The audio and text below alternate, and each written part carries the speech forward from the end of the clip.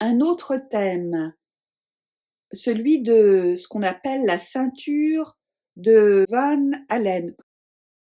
La ceinture de Van Allen, c'est ce qui entoure la Terre. Il faut la traverser pour aller dans l'espace. Alors, que peut-il être dit au sujet de la ceinture de Van Allen? Réactivité. C'est justement cette ceinture qui protège la Terre des électrons à haute énergie provenant du Soleil. Anéantissement. Elle protégerait la Terre des énergies solaires dangereuses. Et c'est comme un bouclier électromagnétique extrêmement puissant qui protégerait la Terre. Ce qui me vient là, c'est qu'en fait, on aurait imaginé créer cette histoire d'anéantissement. Peut-être qu'il aurait été créé pour emprisonner la Terre. Spontanéité.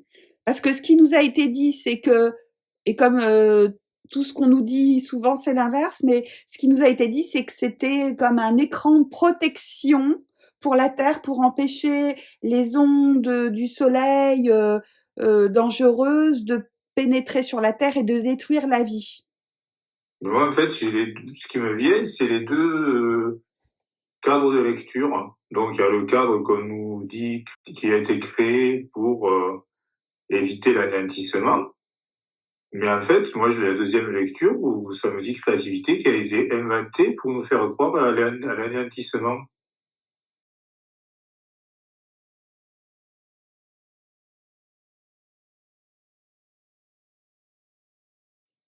Et est-ce que ça pourrait aussi pouvoir dire que ça a été créé pour nous emprisonner? J'ai la carte spontanéité. Limitation. Voilà, c'est Donc, là pour nous limiter, limite, ouais. pour nous enfermer. Oui, c'est la limite, ouais. Et c'est pour ça que la traversée de cette ceinture de Van Allen, paraîtrait-il qu'il serait impossible de la traverser parce que tout être vivant serait instantanément détruit. Il faudrait avoir une carapace. Apparemment, ce serait une ceinture remplie de radioactivité, d'ondes extrêmement toxiques que le vivant ne pourrait pas franchir. C'est pour ça que beaucoup remettent en question le fait qu'on soit allé sur la Lune, parce que les scientifiques le savent, traverser la ceinture de Van Allen, c'est pas possible. Ouais, cette carte que je tire, oui, ça me laisse froid, c'est pas bon. On voit bien quand même, il y a quand même comme une espèce de lumière, mais qui est vraiment cachée par la ceinture. Donc c'est vraiment comme si c'était une barrière, oui. Comme un bouclier. Ouais, qui retient.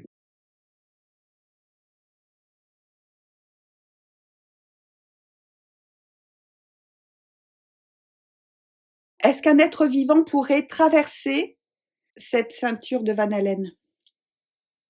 Voilà. Construction, pour moi, ça vraiment, elle a été construite, donc, faite. Est-ce qu'on peut la traverser?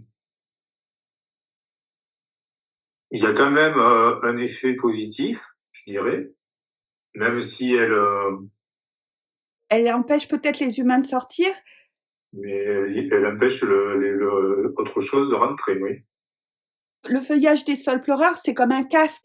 Ça entoure, ça enveloppe. C'est réellement une protection, mais une protection qui en même temps enferme. Ça les deux, voilà, ça protège, mais ça empêche de sortir. Matérialité. Et oui. En fait, ça enferme la matière, on ne peut pas en sortir.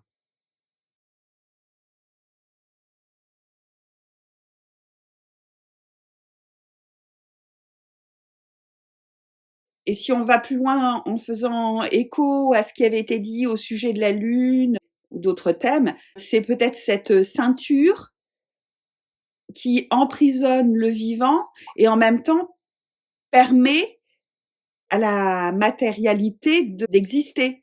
Peut-être que s'il n'y avait pas cette ceinture, la densité matérielle n'existerait pas. Oui, c'est ce qui me vient, oui. Lâcher prise. Ça fait écho avec ce qui avait été dit sur l'électromagnétisme. Mmh.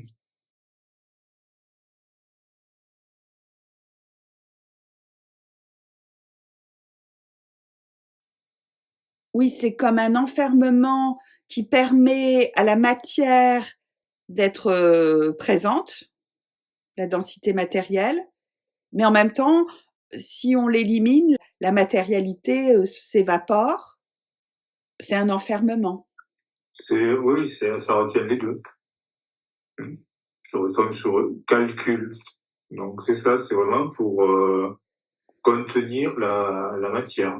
Oui. Donc c'est une prison, mais en même temps c'est nécessaire pour le maintien de la matière.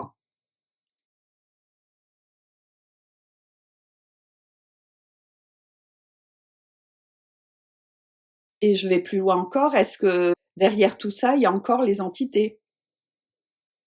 Parce qu'il y a le mot construction que tu avais tiré. Oui, la construction, oui, elle a été fabriquée, oui. Est-ce que ce sont les entités qui ont fabriqué? L'inconstance. Oui, peut-être que ça doit être retravaillé régulièrement. Oui, il y a quelque chose pour moi de pas de stable. Ça doit tout le temps être. Réajusté. Les nuages, c'est aussi inconstance. C'est quelque chose qui n'est pas stable, comme tu le disais, Mmh. et qui doit être régulièrement retravaillé. Parce qu'autrefois, on entendait parler des trous de la couche d'ozone. Là, il y a les épandages aériens qui, soi-disant, voudraient protéger de l'intensité du soleil. Donc, peut-être que tout ça, ça fait partie de la construction de cette pseudo-protection qui permet à la matérialité d'être préservée. C'est ça.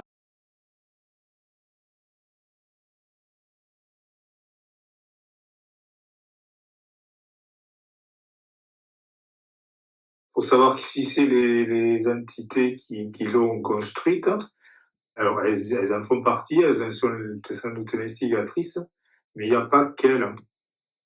Comme si elles étaient pas capables de les faire elles toutes seules. C'est pour ça que je pense qu'en fait cette carte, c'est pareil, je vois aussi moitié-moitié. Alors oui, justement, elles le font pas toutes seules. C'est là où peut-être intervient l'électromagnétisme. Comme elles n'arrivent pas à maîtriser, elles ont séparé cette énergie unifiée en d'un côté l'électricité, de l'autre côté le Mmh. magnétisme. Donc on pourrait rejoindre, oui, la partie oui, sur l'électromagnétisme qu'on avait trouvé. Rejet. Oui, rejeter à nouveau.